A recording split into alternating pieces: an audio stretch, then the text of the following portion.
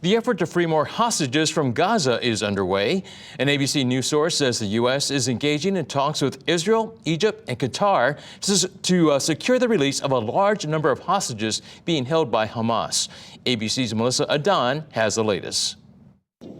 The devastation in Gaza growing, along with the death toll of thousands. Video from Gaza showed dire conditions outside of a hospital, buildings blasted to debris and dust, following more than 400 airstrikes in the past 24 hours by Israel. ABC's Matt Gutman witnessing the IDF's military mobilizing for a possible ground attack. You can see armor starting to prepare a maneuver. And just on the other side over there, behind those armored personnel carriers, Israeli troops are preparing for combat. They say they're getting closer and closer to moving into Gaza here. This as more than 200 hostages, including Americans, are still being held in Gaza by Hamas. A source tells ABC News talks are happening involving the U.S., Israel, Egypt, and Qatar to try to get a large number of hostages released by Hamas.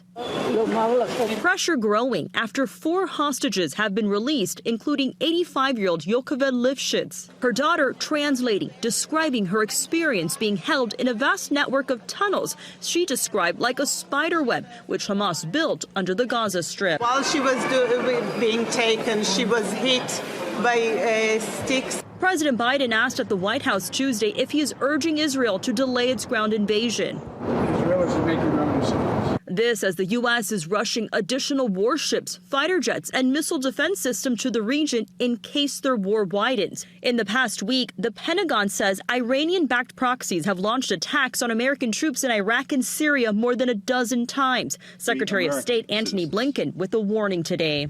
We do not want this war to widen. But if Iran or its proxies attack U.S. personnel anywhere, make no mistake, we will defend our people, we will defend our security, swiftly and decisively. Melissa Adan, ABC News, Los Angeles. And make sure you stick with KITV4 for continuing coverage of the Israel-Hamas war. We'll have the latest on air and online at KITV.com.